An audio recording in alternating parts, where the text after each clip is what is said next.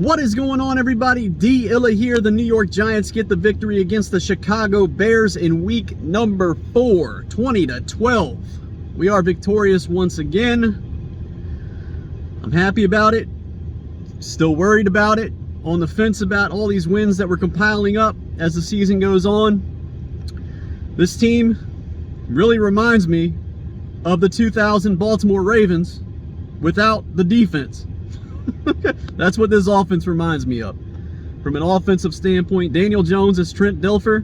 Saquon Barkley is Jamal Lewis. We don't have a Shannon Sharpe by any means. But yeah, point-wise, the point totals that we score week in and week out, we rely a lot on Graham Gano. It's very similar to that 2000 Baltimore Ravens team when they went on and won the Super Bowl, of course, against us in Tampa Bay, Florida. One of the worst games I've ever witnessed with my own eyes. That's a game that I have tried to forget for many years. And living in the Baltimore area, I am constantly reminded of that game, and I don't like it. But yeah, this team reminds me of that team, obviously without the defense, especially from an offensive standpoint. Saquon Barkley, man. Saquon Barkley is the heart and soul of this offense. If we didn't have Saquon Barkley, hell, I don't know where this team would be right now. I don't think we would have any victories under our belt. And we'd definitely be sitting at the very bottom of the NFC East. There's no doubt in my mind about that. Saquon Barkley has been absolutely phenomenal as a running back for us this year. He's definitely putting up big-time numbers in a contract season. He's going to be vital to our success down the road if this team continues to have success. Obviously, we've got the meat and potatoes of our schedule getting ready to come up. We've got the Green Bay Packers coming up. Then we play the Baltimore Ravens after that, and then we have the Jacksonville Jaguars, the third game of that stretch. But yesterday's game, man, we held Justin Fields in check. I got it that time, Justin Fields. I didn't forget his name this time. We held Justin Fields in check. It hasn't been tough for any team to do this year. Justin Fields has struggled all season. I think he completed, maybe 11 passes for 122 yards. I know he had 7 carries for 52 yards on the ground, so he was able to get things going on the ground with his legs. Justin Fields is a really good runner with the football, but he struggled, everywhere else, every other aspect of being an NFL quarterback yesterday against this defense. Who else came out and had a decent game? Darnell Mooney put up 97 yards, best game of Darnell Mooney's 2022 season so far. Cole Kmet only had 17 yards, and those were the players in this game that I told you guys to watch. Khalil Herbert was very ineffective on the ground. I think he only had in between 44 and 50 yards, if I'm not mistaken. The Giants did a really good job shutting him down. The interior guys, Dexter Lawrence. Dexter Lawrence had a really good game, had 2 sacks, and I'm not necessarily the biggest Dexter Lawrence fan in the world, but that man did play very well yesterday. I got to give him credit where credit is due. Daniel Jones came out. Didn't do much. Obviously, the wide receiver options are not there for this team right now. That's going to continue to be an excuse for Daniel Jones as the season goes on. He doesn't have anybody to throw to. The offensive line isn't necessarily giving him the best protection, but he's continuing to be Daniel Jones as the season continues on. He did have 2 rushing touchdowns.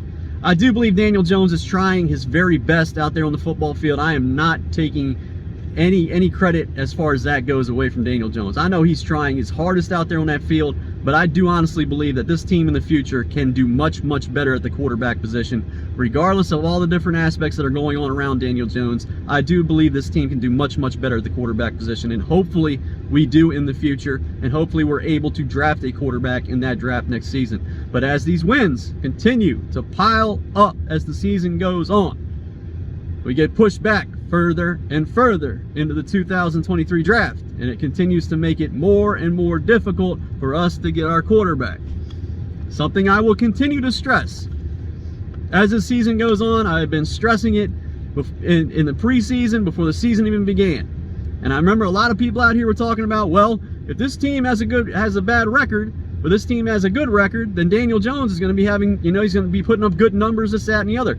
Well, this team's sitting at 3-1. And Daniel Jones ain't exactly lighting the world on fire, man. Regardless of everything else that's going on with the wide receiver options, Daniel Jones is not setting the world on fire and proving to us that he is going to be our franchise quarterback down the road. So, where does that leave us in the future? I feel like everybody is so hung up on this season, and I get that. It's the now. It's what's going on now. What have you done for me lately? But man, I'm always thinking about the future when it comes to the New York Giants.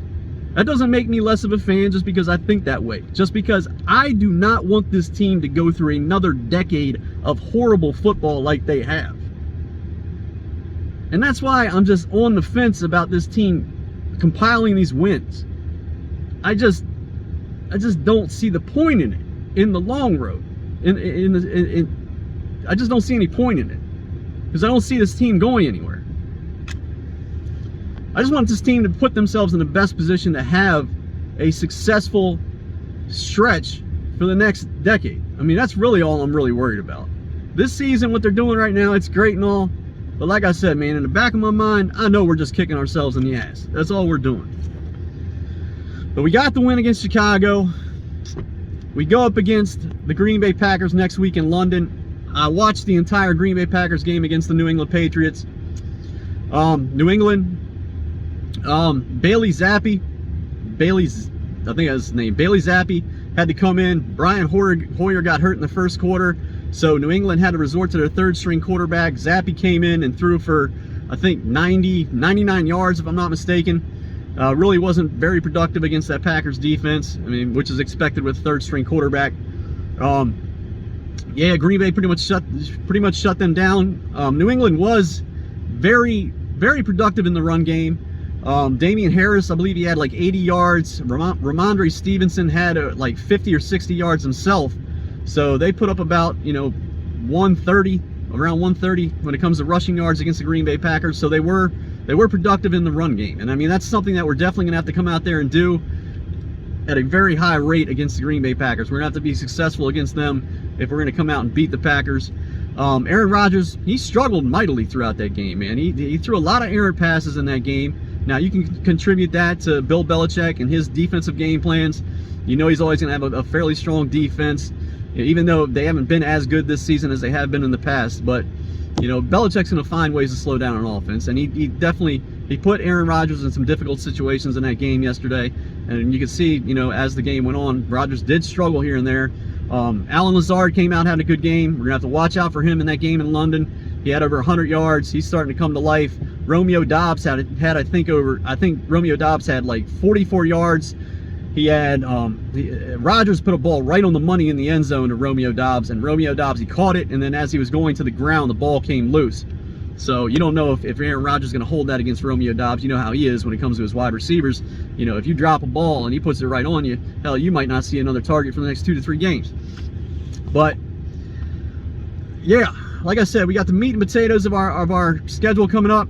Packers, Ravens, Jaguars. I had us beating the Jaguars in my season prediction video, my record prediction video at the beginning of the season. But now, after watching the Jaguars play, this first part of the season and how Trevor Lawrence has definitely come along, and you've seen him progress as a quarterback, and Christian Kirk's out there playing well, Zay Jones is playing well, James Robinson coming back from his ACL injury, he's playing well also. Travis Etienne contributes here and there for that team. But Jacksonville's playing good on defense. They're putting it together on offense. So when that game comes around, I'm gonna have to flip that one. I think Jacksonville can definitely get us in that game. Definitely wouldn't surprise me. We're gonna have to find a way to shut down Christian Kirk in that game because he is Trevor Lawrence's #1 wide receiver in that offense right now. So that's what we got on tap. I just wanted to come out and talk to you guys about the game yesterday. The guys, a lot of guys struggled in it. Didn't really have much going on with their wide receivers. Darius Slayton dropped the deep ball. Really wasn't very productive. Daniel Bellinger, I think he had 2 catches for maybe 23 yards.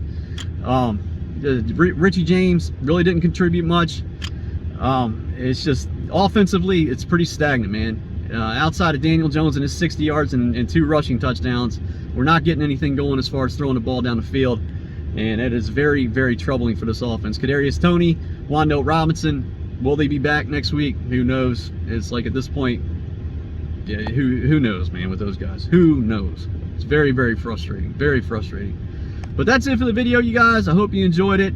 I know I really didn't talk very much about the Chicago Giants game, but I mean, it went basically as though I thought it would. I mean, honestly, I thought we would win the game. I thought we were a better team than the Chicago Bears. Chicago is struggling mightily on both sides of the ball, and I thought it was a team that we should have came out and beat. Because honestly, I do think Daniel Jones is playing better than a guy like Justin Fields right now. And obviously Saquon Barkley is Saquon Barkley. As long as you put the ball in his hands right now this season, I mean, he's going to go out there and get it done for you. So that's what happened. That's what took place. I hope you guys enjoyed the video. Take care. I'll see you in the next one. All right, bye.